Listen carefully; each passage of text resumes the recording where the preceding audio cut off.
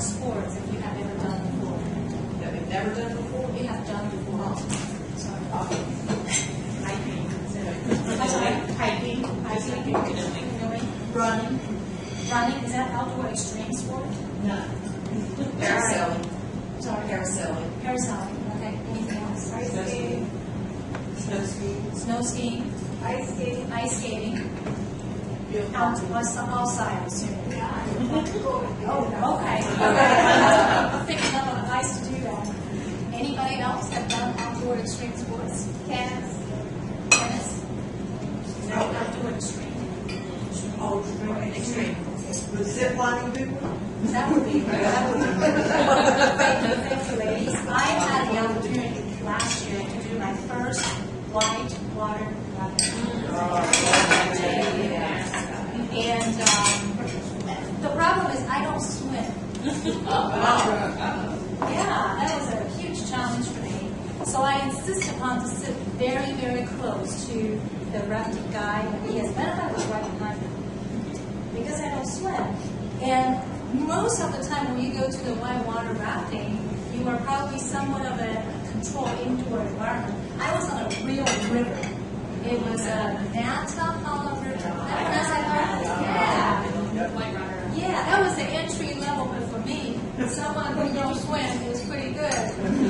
And the entire 2-hour trip on that river was to get down to a 9-foot drop at the end, making sure that all of us actually stayed in the boat. Okay. Now, as I was going through that 2-hour trip, I noticed something interesting. That was that I was assuming that with someone like me, never done the whitewater rafting before, I'm assuming that people are having a guide with them on the trip. But I've noticed that there were several boats got drifted to the riverbanks. And there were also so many of them get stuck in the middle of the river on top of rocks and couldn't move. So I couldn't help but to ask my guide Lee. I said, tell me, why does this happen? So this is what Lee said to me. He said that, people wants to come out of this trip by saving money, by doing it by themselves. Only the experienced guy who knows the water well enough can help you navigate and maneuver to the finish line successfully. Now, all of you sitting here are business owners, one way or the other, one form or the other. Don't you agree, business owners, entrepreneurs like to take risks? Yeah?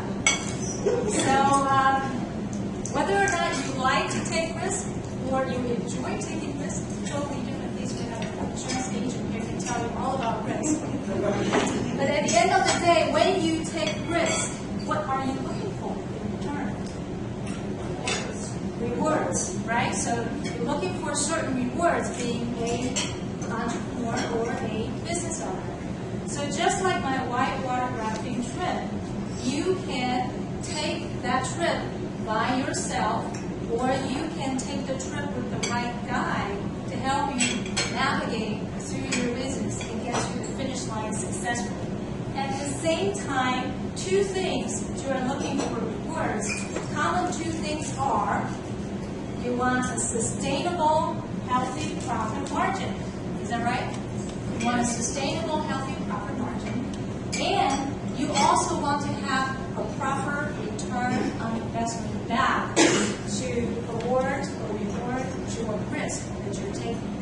Now, unfortunately, thousands and hundreds of business owners that I spoke to or even worked with, I observed 3 major mistakes. If you want to be successfully go to that finish line, there are 3 major mistakes you have to avoid. Okay, number 1. If your business do not have a sustainable economic engine, that's number 1 you must avoid. Number 2, you are only utilizing push marketing. Only utilizing push marketing. And number 3, you have lack of predictable profits. So by now you are probably